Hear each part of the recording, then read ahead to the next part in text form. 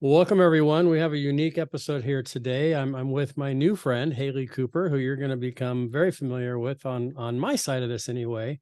Haley also hosts a podcast called Lead with Hart.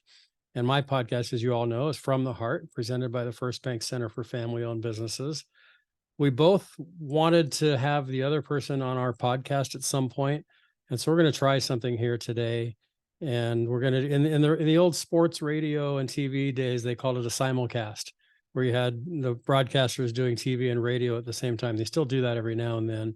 So I guess this is our attempt at a podcast simulcast. I'm going to be on Haley's podcast with this conversation, and Haley is on mine as well. So Haley, it's good to see you. This is fun. We have a lot of mutual friends in the for-profit and obviously the nonprofit world.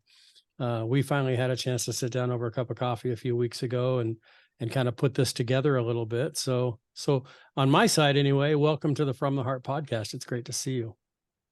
Well, thank you so much for going on this adventure with me. I always say the podcast journey is like an adventure, a roller coaster. We're just going with the flow. And I am excited to also feature this on the Lead with Hart podcast, and just have this conversation. When we first met, it was like just a breath of fresh air, getting to talk to someone about just life and faith and all things business. And so I'm excited to actually hit record and bring this conversation to our listeners. Awesome. Well, you may not think that a nearly 60-year-old male and a 30-something young mom have much in common, but what we do have in common is we have a passion for people and a passion for nonprofits and obviously a passion for God. Probably should have started with that. Starts with God and everything else, and family. We're both family people. So can I start by just asking you how the name Lead with Hart came about? It's a great name, and obviously knowing you the way I do, I get it, but tell both our audiences, I guess, what the Lead with Hart, where that name came from. Yeah, that's a good question. And, I had this vision. Sometimes visions come to me, and I don't want it to sound too woo-woo, but I was doing this vision exercise with a coach of mine at the time, and it was like, where do you see yourself? And this vision came to me of hosting a podcast. Well, actually, it's speaking on stages, but I'm an introvert, and I was like, I got to work up to that. And one of the things that I really knew that I liked was asking good questions. It's something that my dad taught me from an early age, is to, have a conversation, ask questions, get to know people. And so, that's the vision that wanted me to create this podcast. And specifically the name came also from that vision, but the work that I do in nonprofits, we're all very passionate people, and we often, lead with our brains and forget the heart piece, the heart-centered leadership that can take us even farther, and like really building that heart-brain connection and to be able to lead well. And so that's kind of where it came from. And I always love on my conversations, we talk a lot about, emotional connection, self-care in terms of like nervous system regulation, mindfulness, leadership best practices. And most people on my podcast always use, like, when you're reading a book and you like see the title, someone always utilizes Lead with Heart and like as part Right. of the way that they lead their organizations. And so there's so many different ways that people talk about leadership, and it all centers back to that concept of leading with heart. So that's kind It's of very where the vision similar for started. me. I mean, the From the Heart, mine's spelled, I take the E out because my last name is Hart, but people hear the name, they know what it's about. And that's ultimately when people ask me what your podcast is about. I often share that, it's easy to look on your LinkedIn profile or to look at your resume or to have a conversation and find out what you do. The harder thing is getting to the why. And I think the one thing that I have in common, or that my guests have in common, is, I mean, I'll just tee it up now. The last question I'm going to ask you, I'm going to tell you now, don't answer it yet, but it's the last question that I always ask. And that's simply, what's in your heart? And I tell people in advance, oftentimes they're going to get that question and they think they know what they're going to say until I actually ask the question 45 minutes or so into the conversation. So I'm going to hold on to that one and ask you that one again at the end, but maybe think about it. But yeah, for me, it's easy because of the last name. I had a blog for years called From the Heart as well. And I really just, my personality type is I like to get to the heart of why people do what they do. Because, there's a lot of janitors in the world and no two do it the same way. And there's a lot of presidents in the world and no two do it the same way, and everything in between. So more important to me is the why they do what they do. Wow, that's beautiful. And I think that's so important. So you want to talk a little bit about the savvy fundraiser? I love the term. I love you're really good with names, lead with heart, the savvy fundraiser. Right away from those two titles, I know a lot about you.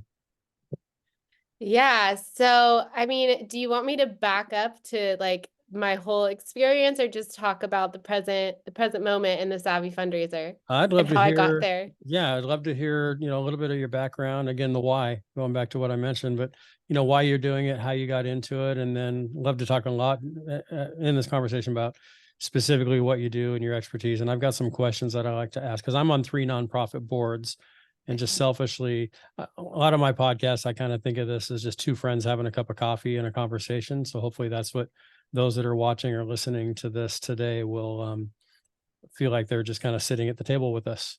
The only difference is they don't get to ask any questions, but they get to hopefully listen. But yeah, just why Yeah. you do what you do, and pick your brain a little bit. Yeah, I'm back at you. I'd love to ask questions about your own board experience and all of that good stuff. So, my journey into nonprofits, I have to give a little bit of context to like how it led to the Savvy fundraiser, but my professional journey began back in 2012 with a transformative experience in Malawi, Africa, where I co-founded a nonprofit called PB&J, Peanut Butter and Jesus. Love that. And this initiative involved the development of a peanut butter product and the establishment of a factory, literally from rubble to operation to sales. And through strategic planning and implementation, I positioned the organization as a supplier for esteemed organizations such as UNICEF and other entities so that we could facilitate widespread distribution across the country. And we weren't just about feeding hungry bellies, it was about nourishing souls and sparking change. Like I said, the name was Peanut Butter and Jesus. Hmm. So my journey in nonprofit started in the heart of Africa. And honestly, it's saved my life. It's part of my testimony to coming to Jesus. And it's taken me on places I couldn't even imagine. I mean, I should have started with that. I said kinesiology in college. So Yeah. to that now being on my own entrepreneurial journey and starting a nonprofit consulting company, like that's not my vision of where I was going to be 10 When years you're in ago. college, you So didn't think that's where you were headed. Yeah. not at Yeah. all. So they always say you plan, God laughs. That's pretty Exactly. much what happened. But he put me on this trajectory. And so I had to give that kind of context of like where I started and how I started in the nonprofits. And since then, I've worked in a wide array of organizations, specifically focusing on youth and health and human services. And I've worked in both small nonprofits, large nonprofits, and I've worn all of the hats. And in 2021, I was the director of development at a local organization called Giving Children Hope. And at the time, I had 2 kids under 2. Now I Mm. have 3 under 4. Wow. And it just wasn't realistic for me to continue as a director of development. So when I was on maternity leave, I was, envisioning this idea for the Savvy fundraiser. And I always say I had my personal board of directors, just like friends and mentors that I had Sure. acquired along the way of my nonprofit journey over the last 12 years. And I was like, hey, this is my idea for the Savvy fundraiser. And do you think this is what nonprofits need? Like, will this solve a problem? And they all said yes. And so I luckily had the privilege at the time to take the leap of faith and start Mm. my own entrepreneurial journey in 2022. And, the Savvy fundraiser is on a mission to shake up the nonprofit world. And my mission is to empower emerging organizations with the tools and expertise they need to thrive. I specialize in designing and implementing dynamic fundraising strategies tailored to the unique needs of each nonprofit that I partner with. And what sets us apart is our holistic approach. So I know that you had Dr. Lola Gershfeld on the Hmm. podcast, and I'm Yeah. certified as a trainer in her process, the EMC leadership process. So I don't only help with fundraising strategy, I really help teams communicate and collaborate so that they can deliver on their mission and raise more revenue. And so that's kind of what sets me apart in terms of like the fundraising strategy. So we really actively involve the team, the board, and the community in the entire process because I really believe changing this world is a team sport, and I really Mm, want to build those dream teams that can yeah. deliver, that can work together, that feel like they're important to each other and the mission so that they can invite people in to raise more revenue. Um, and I've also in the past board chair for the Orange County Nonprofit Professionals Network, and I've served on the board in the past of Impact Giving and the Association of Fundraising Professionals Orange County chapter. I love that line that it's a team sport. I think about, I played a lot of golf growing up. It was competitive golf. I played on a college golf team and I played a lot of golf and still like to play. I've played some tennis, but one of the things and I played a lot of baseball and other team sports, but I love when you hear a golfer, for example, talk about, his team, yeah, we read a left or right break. Yeah, that's him and his caddy, or yeah, we're playing in the next tournament, or we're doing this. And even though it's the one golfer and his one score against the rest of the field, it's still very much a team sport. You got your nutritionist, your trainer, your coach, your caddy, your manager, all these people. It's very much a team. So I agree. When I look at a couple of the boards that I serve on with Julie Hudash at Team Kids, I'm on her board, and then the Passkeys Foundation, which with Dave Elliott, who I know Dave. We're very much a team. We're all going out and making asks and talking to people and inviting people, but at the end of the day, we're talking about us. I'm never talking about me, and we're never talking about one or two of us or even our leader. We're talking about the vision that we have as a team of what we're doing. So I love that fundraising is a team sport. I'm going to hang on to that one. Yeah, I think it's so important that, and I say this all the time, like we have to take ourselves out of it, especially as founders, because we're so committed to the mission, we're so committed to the vision.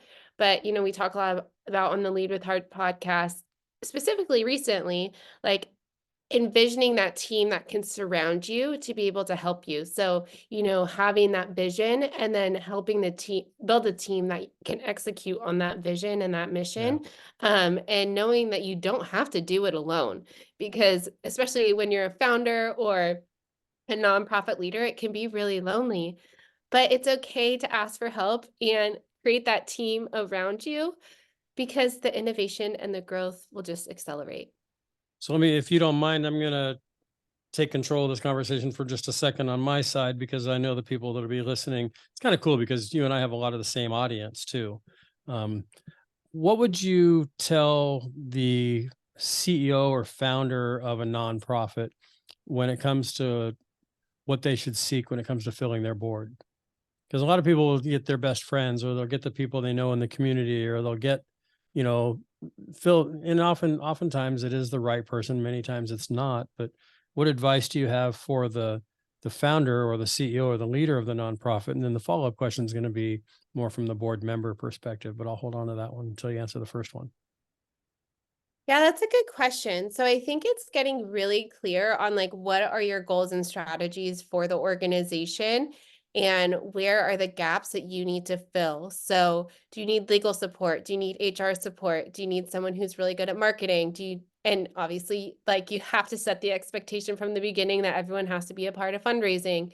So it's really like getting specific on what your goals and strategies are and how the board can really come in and support you. And I would say, it is good in the beginning probably to hire your friends and like get your friends on the board to get that support. But Yeah. I would also invite people that have really different perspectives than you and will have honest conversations around where the organization wants to go, because sometimes we hire our friends because we want them to say yes and be on our team. Right. And not that someone with a different perspective isn't on your team, but we need that outside perspective to say, hey, I understand like your feelings are valid, where you're going is valid, but like, what if we thought about this? And it's not that they're disagreeing with you or trying to cause conflict. It's that they are genuinely care about you and the mission and they want to be able to elevate it. And sometimes there's that like outside perspective that we need when we're so entrenched in the work of the organization to like bring us out and like see a bigger perspective. And so I would say, yeah, the two main things, and I would love your feedback as well, but getting really clear on what the needs of your organization are, um, looking for those different perspectives, and then getting clear on how you are going to engage, educate, and encourage your board members to participate, because you can put them on the board, but if they're not participating, they're just a seat at the table. Um, it it's not going to get you where you want to go. What are some of the reasons that you've seen from your experience why people don't participate or don't fully engage in being on a board? I can think of a few, but what come to mind for you?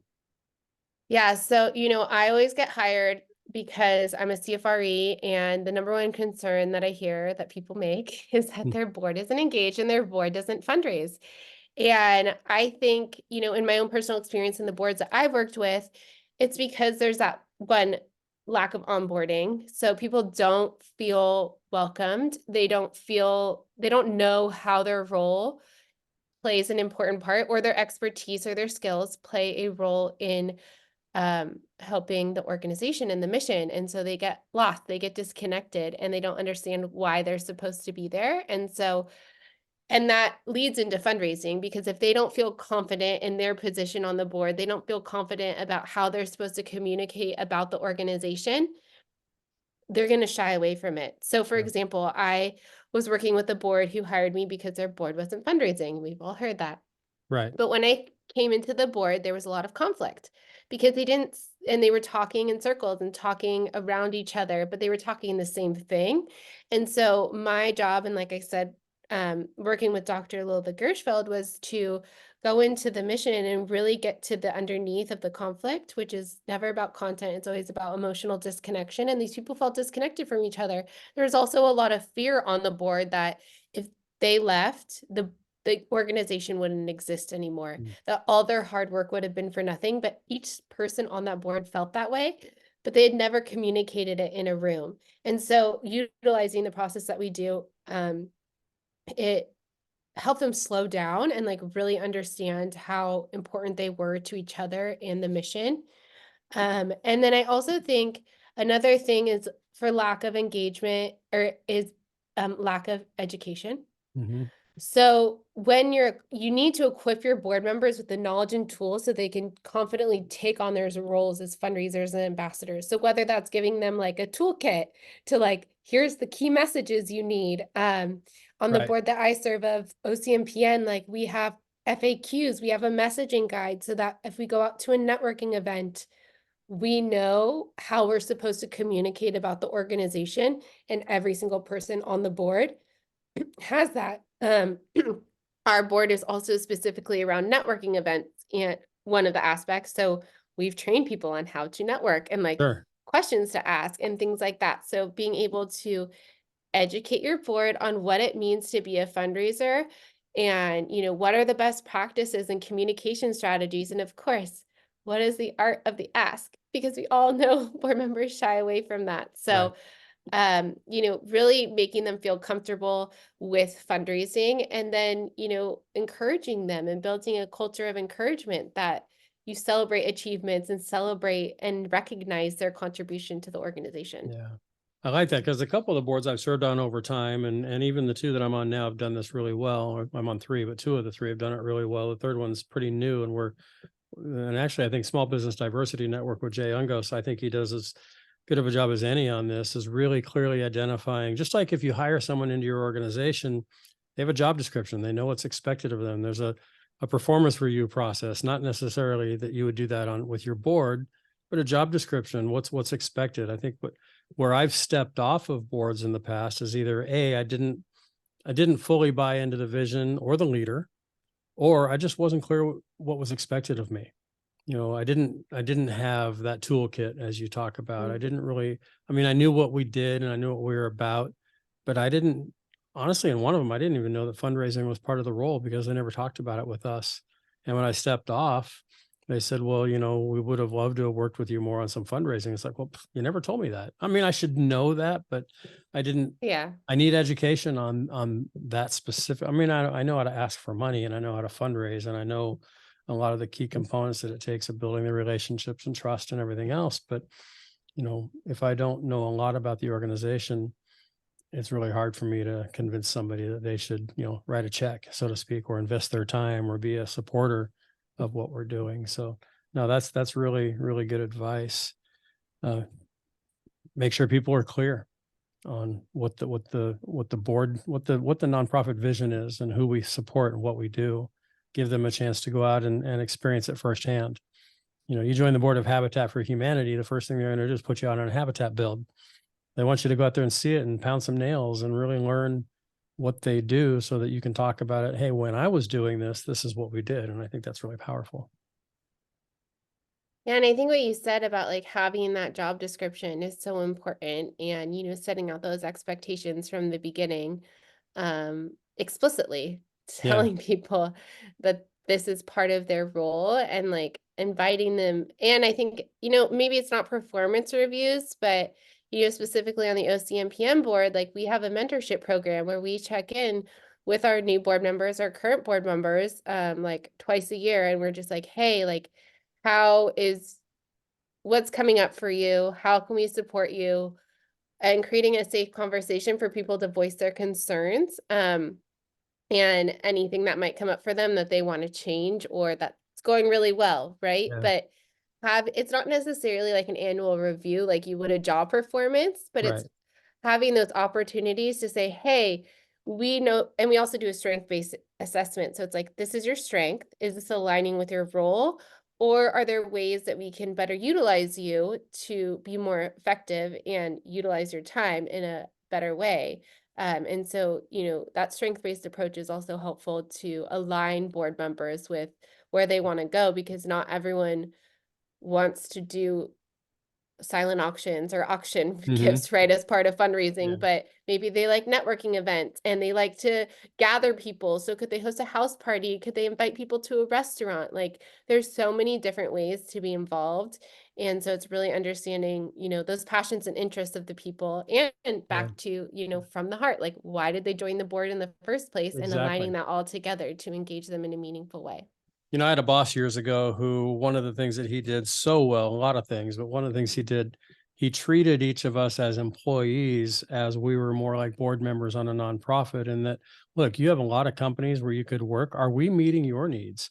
It's always, you think of the performance review, it's always the boss asking the employee or coaching the employee or counseling with the employee. But the really high quality organizations understand that the employee is making a choice to be there, to put their time and their talent and their treasure, so to speak, into that organization. I really liked how that one boss of mine would always, most of the conversation was, is this job, is this organization, am I as a boss meeting your needs? Because I know you have options. And so to take that more into the nonprofit board world as well, hey, Mr. or Mrs. Smith, who joined my board a year ago, are you getting out of this what you hope to? Why did you do this? For the networking? Did you do this because you're passionate about the cause? Did you do this because of the people on the board? Do you feel like you're making an impact? Those are the things. When I look at being on a board, I've talked with a few close friends recently about this. Why do we join boards? And one, it's a cause that we believe in, and chime in where I'm off, because these are the things that only I think about necessarily.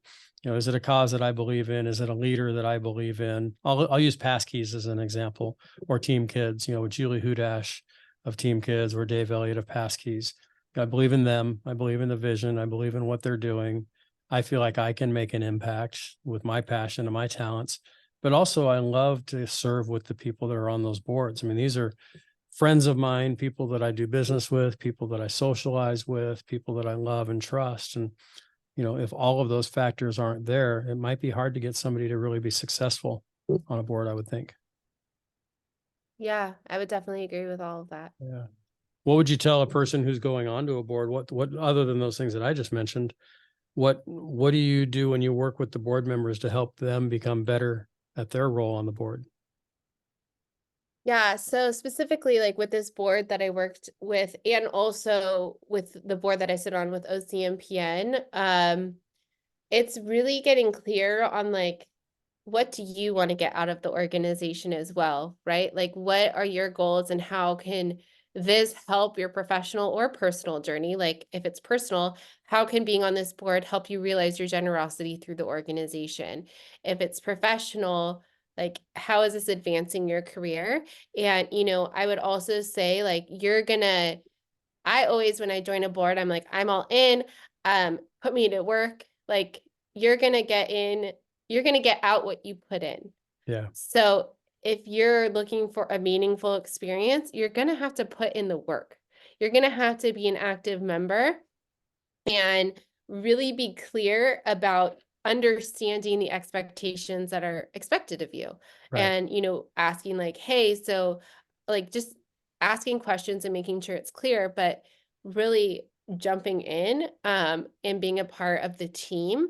And yeah, I think those are important pieces for joining a board. What do you love about the work that you do? Um, I love changing lives. And I love, being able to when my kids ask me why I have to go to work, what I do for work, really instilling that belief that was instilled in me from a young age of philanthropy, of giving back, of service. And I really love working with multiple different teams now that some of the problems are the same, but all have unique Yeah. issues, and being able to help solve them in a strategic and heart-led way.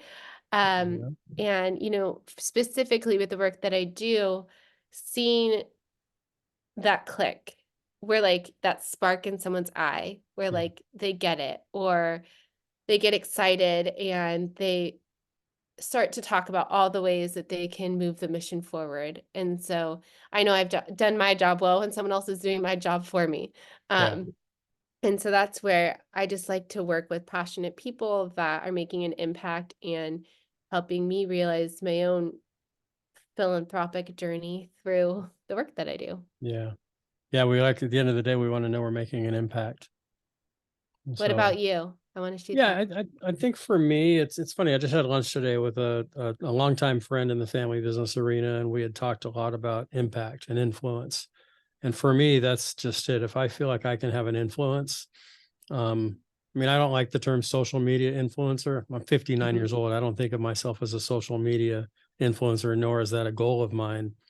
But the influencer side is, I want to have an impact. I want people after they meet with me and sit down with me and talk with me to feel like, maybe they have a little bit better perspective on things. Maybe they feel, you know, closer to God. Maybe they feel closer to their work. They have more of a love for what they do. There's a lot of competing forces in this world that are trying to get our attention. All you got to do is drive down a freeway and look at the billboards to realize that there's a lot of garbage out there trying to get us distracted. And we all have 1,000 channels on our television to distract us, and billboards to distract, and phones in our hands to distract. And my hope is that when I meet with somebody or chat with somebody, that they might feel a little bit more directed and a little bit more influenced and guided in the positive steps. I can't control that, but I certainly try to, help people see the value that they add. I think one of the reasons why the From the Heart podcast is called that, not just because of my last name and the trying to get to the why, but I think that as we get into, and you're a great example of this, just from the little bit that we've known each other. If you really reach deeply into your heart, that's where you're going to make an impact on people.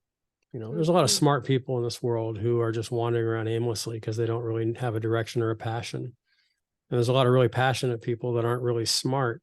But I'll take the passionate person with less smarts over the brainiac with no passion and no heart, because those are the people who can make a difference. So I think you and I have that in common. Because we both named our podcast with the word heart in it, we have very similar visions. Yeah, I just want to make Yeah. an impact. I just want to be, I want to make sure that the room's cleaner when I left than it was when I came in. I want to make sure that the conversation I had with somebody, that they feel loved and appreciated, and that they feel seen. One of the Mhm. things, somebody asked me recently, what breaks my heart? And I ask that question to people a lot on the podcast and otherwise. And I think that one of the things that breaks my heart the most is loneliness. When people feel lonely. You can be in a room full of 100 people and feel alone or feel lonely, and you can be by yourself and not feel lonely. But it breaks my heart when, an elderly person or a child, especially, or, even a 35-year-old, feels alone or lonely. That just breaks my heart. It means that, you know, sometimes it's our own fault. If I'm lonely, I can do something about it, but oftentimes it's not. And so, I just want people to know that I appreciate them. I see them. I love them. God loves them. And that's really what I try to have drive me anyway. Yeah, that's beautiful. And I mean, loneliness is an epidemic. It is, Our mental health crisis is loneliness is one of the main reasons. yeah, and I think that's so important. And like you said, like, yeah, making people feel seen and heard. And you know what's funny is someone at an organization I was working at, we were talking about success and how success is defined differently for every single Yeah. person. And, someone thinks financial success, someone thinks something else. And he was like, Haley, what does success mean to you? And I said, if my life has been lived well and like in a way that gives glory to God. And I Yeah. think, that's not a traditional approach, but with living that way, abundance comes, right? And there are obviously there's hardships that come Yeah. along with being a believer as well, but I think there's more abundance, there's more peace, and that's how I want my life to be lived, and that's like what success means to me. Yeah. And so, yeah, I think it's just so unique, and um, each person has their own definition of what it means to them. No, I love that. You triggered something that I've been asked that too. And I've asked that question of others, how do you define success? And are you a success based on your definition? But something that really hit me hard before. And again, as you were just talking about it, is that that thought that trying to figure out how to phrase this. That definition of success as the world puts it, like you said, it can be the paycheck or the big car or the nice house or what have you, or the nice house, big car, whatever, however you want to put it. I just put it the same way twice. I'm stumbling on my thoughts. But when I was working at Cal State Fullerton running the Center for Family Business, I did some research, not as a professor, because I wasn't a full professor there, but I still did a lot of research on that word success. And first identified, what my definition of success was and is. And then as I looked at other people and kind of, hey, do you consider yourself a success? Yes. And then we dive into the conversation further about it. Ultimately, what it came down to is the most successful people that I found over the years of talking to people about this was a giving heart. Mm. They are very philanthropic. They give back to the community. They give to their organizations. They support causes that are near and dear to them and to their employees. Um, Never did it come down to I have the house on the beach overlooking the ocean and I drive the Ferrari. I mean, yeah, there are successful people who have those things, but ultimately it comes down to what do we give? We go through life giving more than, what's in it for others as opposed to what's in it for me. Yeah, I think that's so important. And one of my friends, Jen Klein, wrote a book, Giving is Selfish, and she also has a podcast called You Are a Philanthropist. And it's this idea that the generosity you give like boomerangs back to you. And, Yeah. really um giving, it was based on like a what's his name? I forget his name. The guy who was in Remember the Titans. Why can't I Oh, forget? Why can't Denzel I remember? Washington. Denzel Washington. He gave a Yeah. speech about this idea that giving is selfish, and so she based her whole book on it. And it's a really good book. But yeah, it's about that idea of the more generous you are, the more it boomerangs back to you. Yeah. The more you give, the more you receive. You have to, I've done a lot of, I wouldn't say study or research. I've paid attention a lot to the old book and movie, The Secret, and that law of abundance and creating things. And I've heard stories of people who, clean out their garage so that there's room for that new car that they want to create, or they empty the drawers in their dresser because they want to create the abundance to get more clothes or whatever. And heck, I drive around in a parking lot and I right away go to, okay, there's gonna be a great parking space in front. And it happens. And is it coincidence? Yeah, maybe. Did I create it myself? No, maybe I prayed for it. I don't know. I mean, I do believe that we have that power to create. I don't think it's in us alone. I think that God obviously is the reason for that. But when we recognize the power that we have, and I think that's a big part as well, is recognizing the power that other people have. I love the hashtag that I use on my podcast a lot. Everyone has a story, because I've interviewed some famous people where people will tune in because of the name. But my favorite podcasts, honestly, have been with people that nobody knows who they are, but their story is so powerful. And sometimes it doesn't even come up. I didn't know their story till we're in the conversation. And then they say something and it's like, whoa, mind blown. And that's, everybody has a powerful story, whether it's, you know, Joe Biden, Donald Trump, to name the two most famous people in our country for whatever reasons, all the way down to people you've never heard of. So talk about emotional connection. You talked about Dr. Lola Gershfeld. She was a guest on the podcast. I'm writing a book right now called Boomer Wisdom, which is wisdom of about 40 different individuals who were each writing a chapter to the next generation. And I'll maybe talk about that later, but Lola's writing a chapter for that book. Talk about that, not just the process, the EMC, but just when you hear the terms emotional connection, what do you think of, especially from the perspective of your job as running this foundation, this organization you've started? Yeah, and I was just on her podcast recording right before this, so Awesome. I could talk about it all day. There you go. So yeah, I found Dr. Lola Gershfeld in 2019 when I held the role of development manager at a local organization dedicated to serving women and children. And I stumbled upon her through LinkedIn because she had conducted a workshop via EC of OC, which is Executive Coaches of Orange County. And I, at the time, was faced with a really challenging organizational landscape marked by interpersonal conflict and like really strained team dynamics. And I was really eager for guidance and support. I had done like every single training under the sun at 1OC on fundraising, program management, finance, but there wasn't really any training about leadership and like managing conflict within a team and like leading people, not just managing them, but leading them. So, in the midst of this conflict, like I really wanted to seek out these strategies for fostering cohesion, fostering unity, fostering collaboration, because we were all stuck in this negative cycle. And so I found the EMC process, and Dr. Lola Gershfeld founded it, and it's based on attachment science that says when we work together, we depend on each other, and that dependence creates an attachment, and that creates a bond. And emotional connection is the glue that holds that bond together. But like you were saying earlier, like you love to make people feel seen and heard. But in an organization, when you don't feel seen and heard, that's when emotional disconnection happens, because conflict is never about content. It's about that emotional disconnection where I feel alone. I no longer feel like you're supporting me or you're in this with me.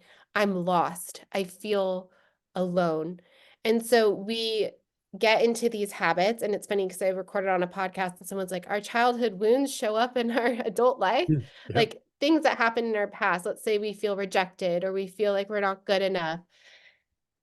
That turns on our amygdala, which is where we house our emotions, and our emotions are a higher processing system. They keep us safe. But when our amygdala is heightened, it turns off our prefrontal cortex. And our prefrontal cortex is where we communicate and we collaborate. And so we lose those critical functionings. And it's just neuroscience, right? Like it's how our brain operates. And so we go into ineffective coping strategies. So specifically in this organization that I was working with, I was writing grants and I was trying to get responses and I wasn't getting the email back. So what did I do? I kept sending emails until I got some sort of response, but it wasn't the response I wanted. Right. And learning this process, it was like, okay, now I need to sit down with my ED and understand how she's feeling, like what's the source of this disconnection, what she needs to feel supported in her role, and voicing what I need to feel supported so that we could get into that positive cycle of engagement and really break down those barriers. And sometimes it's just a conversation, sometimes it's multiple conversations. But I've really been able to leverage these EMC principles to enhance fundraising leadership and foster more harmonious and effective working environments, because at the end of the day, we need a culture of open communication and collaboration that really fosters innovation and growth. Yeah. And one of the things that we utilize in this process, and I've utilized it in my own work, is 6 phrases. And it's basically like, I hear you, I see you, your feelings are valid. And I remember I was working in another organization and there was a lot of transition, and there's always a lot of transition in nonprofits, and people feel alone. They don't feel like and especially with a new CEO, that new CEO is going to come in with a vision, and people get lost and they don't understand how their current role plays in this vision. So that was happening. There wasn't a lot of change management or there was good transition, but people got lost. And so utilizing these 6 phrases, I was able to help people slow down their emotions, unlock their amygdala so that they could communicate and collaborate and Yeah. see how their role fitted in the organization, or maybe it didn't. And that's okay too. But they didn't make a emotional decision. They made a logical decision that, okay, I understand, like I was able to slow down, see how I'm feeling, see how this affects me. This is what I need to feel supported in my role. And if that's not accessible here, then maybe it's time to move on. If it is, I'm going to stay and I'm going to feel supported in my role. So I've really seen this process, overcome the challenges that nonprofit space face with, really creating a space where emotions can be acknowledged and understood so that we can ultimately achieve greater success together. Yeah, and I've heard it said a lot that people don't quit jobs, they quit bosses. And a lot of that is Mhm. because they don't have that emotional connection. I think that's why a lot of relationships, oh, he never listens to me anymore. He doesn't hear me. He doesn't see me. That can be said for spouses or, dating relationships or just friend. I have a lot of friendships that have ended because there just wasn't that emotional connection. Maybe we had it for a while because we had something in common. Maybe we served together at church together or we worked together, but the emotional bond was the where we were more than anything else. We were Mhm. emotional about that location. Take that location out of it and it's gone. So how do you build that? How do you what are some of the ways that we can build that emotional connection? I mean, I know it takes time and it's sometimes it just clicks, you meet somebody and it's instant, but when it's not, I mean, how do you build that connection? Yeah, and that's funny that you say that about relationships for answer your question, because I had to train my husband on those 6 phrases because not to like stereotype men, but Go ahead. he's I'm also guilty a as charged. CPA, so he's Okay. a very logical Very fix-it logical, man. analytical person, And every sure. time and I'm an emotional person. Me So too. I would Okay. come to him with my emotions and he's like, "This is how you fix it. This is what you do." And I'm like, "I just need you to like empathize with me. I don't need you to fix it." And so now Yeah. he goes, "Haley, I hear you. I see you. Like your Wow. feelings are valid." And like I'm like, "I'll ask you for advice if I need advice." But Yeah. And he's not being sarcastic. He sees it as no, fun. he really means it. Yeah. And you can feel in your heart that like, oh, I do feel seen and supported, because Yeah. on the Maslow hierarchy of needs, like safety and belonging are, Huge. besides food, water, and shelter, like those are our higher Yeah. needs. Yeah. And so being able to feel that, and so, yeah, in terms of, how to build those positive cycles of engagement, how to repair, and sometimes the, relationship is too far gone that repair is really hard, but the Mhm. ideal is repair. And I mean, I do this with my kids. I do this with my husband. I facilitate these in workplaces. So we utilize these reconnection form, and it pretty much explains, what are your automatic triggers? What It helps you slow down your emotion. We use the slow motion camera to like really slow down because emotions are Mm. fast. Yeah. So what are your automatic triggers and responses? What are your primary emotions that come up? Um, what are your fears about the organization? What are your fears about yourself? What are your fears about your relationship with the other person? Um, and then, do you have any bodily sensations? Like, do you feel it like in your heart? Do you feel it in your throat? Like you can't speak up? Is there a texture to it? And so really getting people to understand that. And then in individual or paired sessions, you flip it and you say, well, what is this person feeling in this situation? And so you begin to, not that if you're in conflict and someone said something mean that they're in the right, but, and they need to be held accountable for the actions, but you can start to build some more empathy for that person Yeah. and really understand, oh, maybe this was their fear, or they had pressure from, I had instances where bosses had pressure from the CEO, and then you take them out of the context of that organization and we get along great, Yeah. Mhm. But So it's really like having that empathy for the other person and then building those bonding conversations. So, what do I need in this moment to feel supported? And continuing those conversations in your weekly meetings. Like, how did you feel supported this week? What do you need to feel more supported? And asking what I like to say is generative questions that lead to that positive future that you're both wanting to create. And reminding yourself that you have these tools um, to slow down, to become more self-aware of, I always say self-aware leaders are exceptional leaders, Yeah. to become more self-aware of what's coming up for you, because self-awareness is like the first step to change. And so, being more aware of your emotions, making space for your emotions, because, I grew up where I had to stuff down my emotions and now I'm, making space for them and learning what's coming up for me and validating them and um, seeing what I need to move forward. And so facilitating those repair and reconnection conversations helps people to understand, again, that you're not alone in this. You matter to each other, Mm. and getting them back on the same page, that they care for each other and they care for the mission and they're here, they're working together to Yeah. achieve the same goal. I love that term you use, self-awareness. I think a lot of emotional intelligence, kind of similar, synonymous in some ways. That leader that has a lot of emotional control, a lot of emotional intelligence, that's self-aware. So many people are just not. I was talking about somebody recently, a good friend of mine, who, when we first met, I wouldn't have labeled this person as someone who was very self-aware, almost a little bit socially awkward, a little bit, leadership awkward, if you will. This person led, this person unfortunately is no longer with us, passed away not Mm, long ago, but he was somebody that didn't appear to me as being very self-aware, didn't recognize how he came across. But as I got to know him, I started to realize, this is his style, this is who he is. And I started realizing he's incredibly self-aware. It just, my first impression was that he wasn't, but as I got to know him and saw him around his people, one of the things they loved about him was, almost kind of that self-deprecating humor that he had. And you know didn't always put himself down, but knew when to do it. Never put his people down, but always knew when to just like put himself at their level, say, look, you guys are the experts here, I'm just a dummy that came in from off the farm in North Dakota or wherever he was from.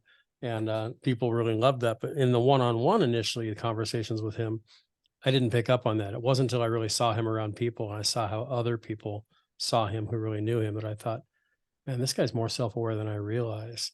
So I always say my favorite people are the people who are very authentic and have a high emotional intelligence.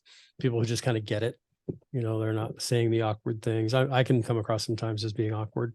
I'll say the wrong thing and I'll go, oh, I can't believe I just said that.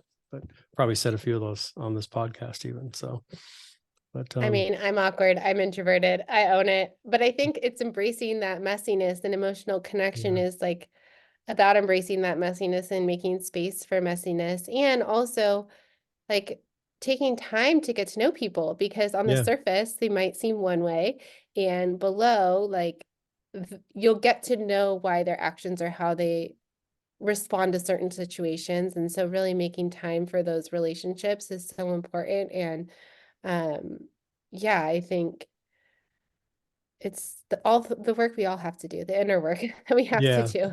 I started writing a book years ago called First Impressions, and the subtitle of it was The Art of Getting to Know People. Never finished the book. I've written many, many chapters on it, and maybe it'll see the light of day in the world. Maybe it'll just stay here on my laptop as a folder. But I started thinking about this a couple of years ago, and a quote that I heard somewhere, and I can't remember who to attribute it to, but I'm sure you've heard it as well, that it's more it's better to be, how does it say? It's better to be more interested than interesting, you Mm, know. And ultimately, the people that I like being around are the people that are more interested, not interested in me, but just interested in learning, interested in other people and why people do what they do, and not so much focused on being interesting.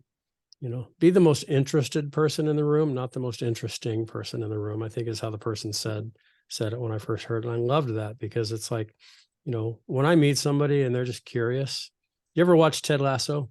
That's a good Okay. one. So one of my favorite scenes in there is the dart scene when he's playing darts with the ex-husband of the current owner of his team, and the Walt Whitman quote, be curious, not judgmental. I love that quote, and the reason it resonates with me is because curious people light my fire. I think that's why I do this podcast. I love to find out why people do what they do, and it's that curiosity. So that's why I was excited to meet you when I saw you at the fundraising event we went to together. Not together, but we were both there a couple months ago. I kept hearing about you, and I'd seen you on LinkedIn, and I'd heard about what you do, and I know a lot of people who know you. And my curiosity sparked. I was like, I got to go back there and talk to her and just introduce myself. So sounds like we both had been talked about by other people as well. So Yeah, definitely. And I think back to your point about emotional intelligence. I was talking to my husband the other day about this, and I think we were talking about like EQ and how that is higher than IQ. yeah, Because in most instances, because like you said before, like people don't quit organizations, they quit bosses. And yeah, so I think nowadays, that emotional intelligence piece and that curiosity and that, always wanting to learn is are important values, as a human and as a leader. yeah. Heard a podcast recently on how to relate deeply and quickly with people was the title of the podcast. The guest wrote a book on that, I think. And she mentioned that there's three things when people are talking to you that they're usually seeking one of three things, sometimes two, sometimes all three, but I jotted it down. They're looking just to be heard. Sometimes, our spouse will come home from work or come home from somewhere, or I'll come home from work, and she just wants to not vent isn't the right word, but just to be heard. Here's Mhm. my day. I don't need you to do anything. I just want to tell you about it. Sometimes they need to be hugged. Sometimes it's very emotional, and what they're looking for. This happens with kids a lot too. They just need a hug. They just need a squeeze. And sometimes they need to be helped. I'm sharing this with you because I want you to help me. I've got a problem. I want you to help me fix it. Um, it's imperative on us, or it's important for us as the listener to identify, is Haley talking to me because she just wants me to hear her? Is she talking to me because she wants me to give her a hug? Is she talking to me because she wants me to help her or help fix the situation? And I shared that with somebody today. She said, or not hurt. That's that fourth H. Just don't hurt me with what you're, I'm sharing with you because I don't want you to hurt me on this. But I think it's powerful. People just want to be heard sometimes. Sometimes Mhm. they really do want to be helped. And sometimes all they're asking for, hey, just give me a hug, whether it's a literal or a figurative hug. Just show me that you hear me and that you understand. So Yeah. what are some of the big goals that you have for the Savvy fundraiser or for Lead with Heart? What do you envision out there on the horizon for either or both organization? Yeah, so I wrote this on my LinkedIn, the 3 areas that I'm looking for help, because I can't do it alone and I only have Yeah, so much brain expertise with I hear raising you. 3 young You and me kids. both. And I have to stay in my zone of genius. So the 3 areas that I'm working on right now are really, and we talked about this, is trying to build my Lead with Heart podcast into a business because I Mhm. really love interviewing people. I love learning from other people. Um, and soon I will be doing my own solo podcast episodes. That's my goal next month is to record them. Nice. Um, so yeah, I think really figuring out how to build it into a business, Mhm. where I can continue to bring valuable content to listeners. I get great reviews on it, so not to toot my own horn, but Right. No, I that's want good. to be able to continue to create valuable because I was talking to someone the other day. It's like nonprofits don't really invest in professional development, but if I could provide 45 minutes of value that you can take back into your organization, like that is my gift to you. And it didn't cost And you my anything, gift of right? my guests to you as well. And Yeah. like also feeling like you're not alone in the world of nonprofits. Yeah. The other goal that I have is a personal goal and I don't know if I'm allowed to talk about this yet, but I am writing a book. So, Nice. and it is about my testimony and my come to Jesus moment. So I told my Awesome. parents they're not allowed to read the first 3 chapters of the book because it talks about my brokenness. Mm. That's probably But going to you be know, the best part of the book, because there's one thing that we all identify with is we all feel broken at times.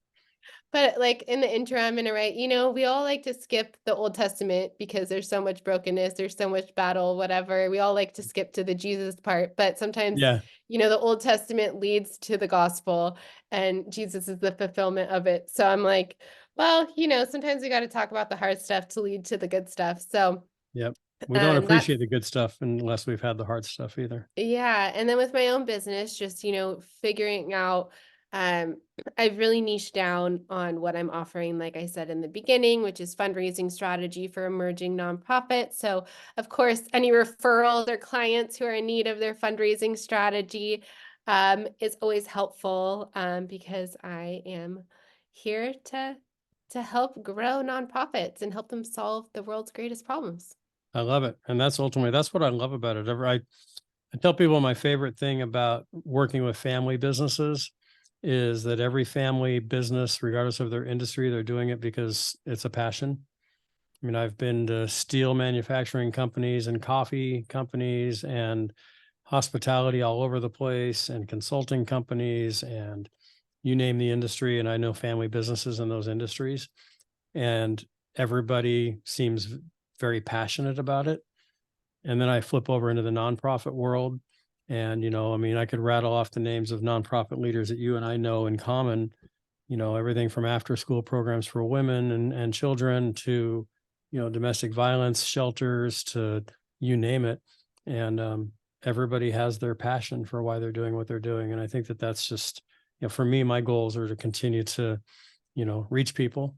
I mean, I don't know if my podcast will ever be a business, but it's certainly, and I've thought about that. I jotted that down as you said it, because, I've monetized it before, and I have a sponsor now at First Bank. They're my employer, but they're also, a sponsor of the podcast. So I guess I have turned it into a business a little bit, but yeah, just constant growth, and always being open. I always want to be open to, I won't say all possibilities, because not all possibilities are wholesome or good or are on the right path, but recognizing where my talents are and then being open to possibilities to utilize those talents and develop the talents further. And like there are a lot of opportunities for me to go do things that I just won't do because they're not in alignment with who I am and what I like to do.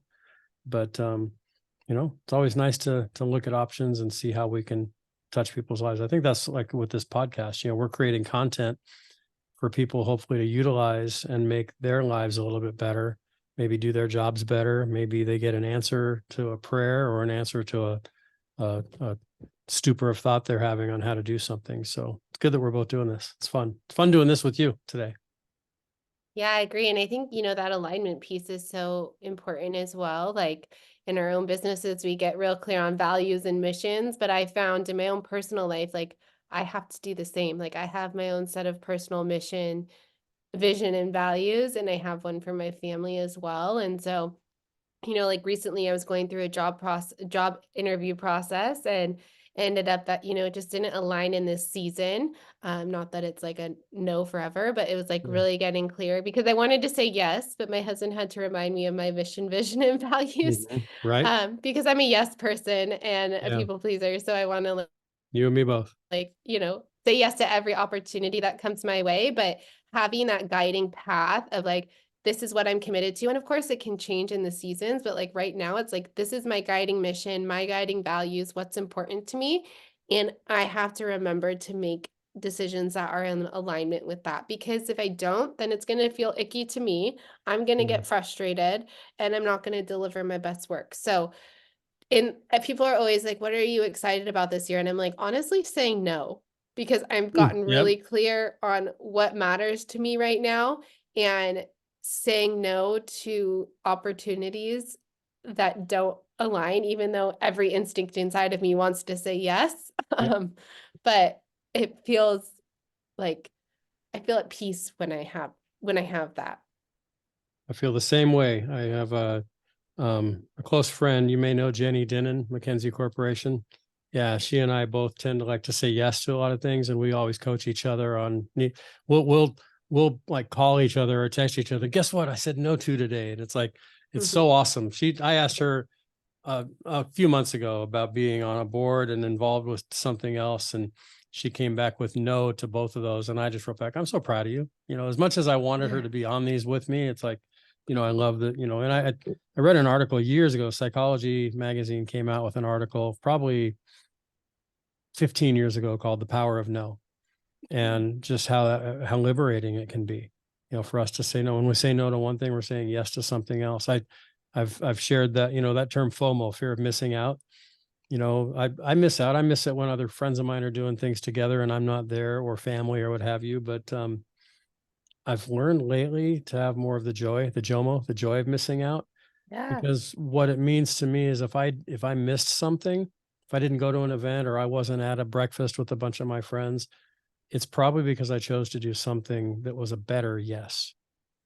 And so it might have been just I decided to sit and have a cup of coffee and breakfast with my wife, which is always the better yes.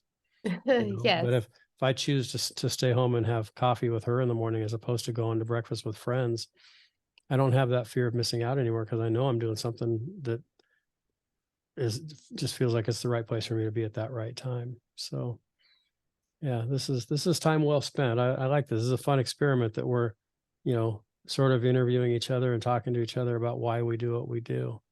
How do people get in touch with you? If I'm a nonprofit, or if I want to be, learn more about your podcast, how do people reach you? You can hang out with me on LinkedIn. That's where I Yeah. hang out. Feel free to DM me, Haley Cooper, CFRE. I'm also obviously the Lead with Hart podcast, and my website is thesavvyfundraiser.com. Where can people find you, Ed? So Ed Hart on LinkedIn. I'm all over LinkedIn as well. If you Google Ed Hart Family Business, chances are I'll come up. My day job is I'm a senior VP for First Bank, the Center for Family Owned Businesses.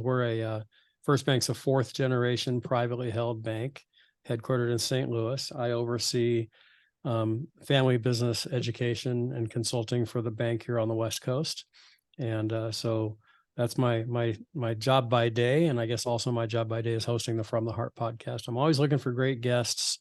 I'm always looking for good recommendations on good books. I'm looking for great recommendations on good movies, good Netflix shows to watch.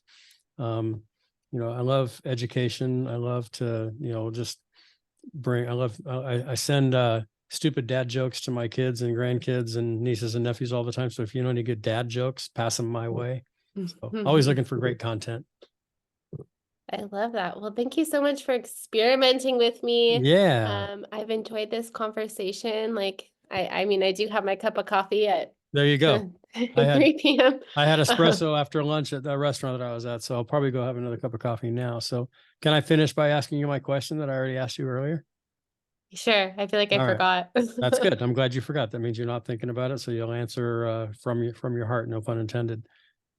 As we wrap up on at least episode 96 of the From the Heart podcast, and on Haley's episode as well of Lead with Heart, let me just ask you this, Haley Cooper, what's in your heart? What's in my heart? That's a good question. I'm gonna shoot it back to you. I think what's in my heart is, like I said, I am working on becoming an author, and I think through that book is really giving inspiration to people that they can turn their lives around and live out a greater purpose. And so I'm hoping that, that is my life purpose, is to be a light to people. And so whatever platform that takes, is really inspiring people to, know that they can do it. I love that. Nobody's ever really asked me. It's funny, as you said, you're going to shoot it back at me. I thought, okay, Yeah. what am I going to say? What's on your heart? Yeah, for me, it's my hope is that other people can see God in me, and that I can see God in other people as well. And my wife, I'm kind of stealing that from my wife a little bit. That's a major passion of hers, just to see God in other people, and she does.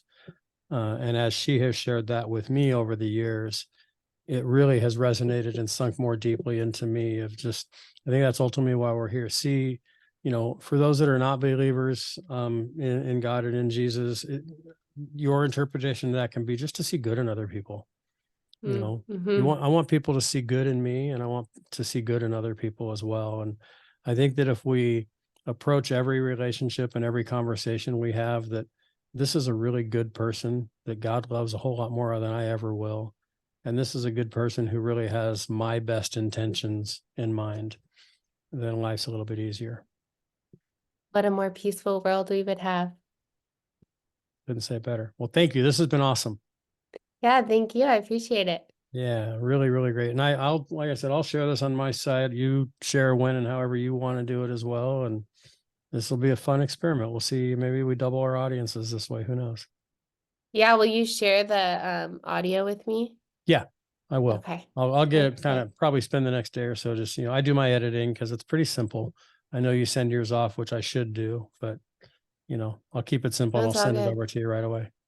Yeah, whatever's processed, I'll send over to them. That'd be great. Thank you so Sounds much. good. We talked about a little bit of everything. I We hope it was did. okay that I No, it's shared as perfect. much about my faith and what I'm working on No, I as I love it. I did. think it's great. I think it's the authenticity part. That's what we both, you and I, what came from this is you and I both are pretty authentic and how we're drawn to authentic people. Yes, I love it. All right. Well, we will chat soon. Sounds great. Thanks, Haley. Bye. Bye.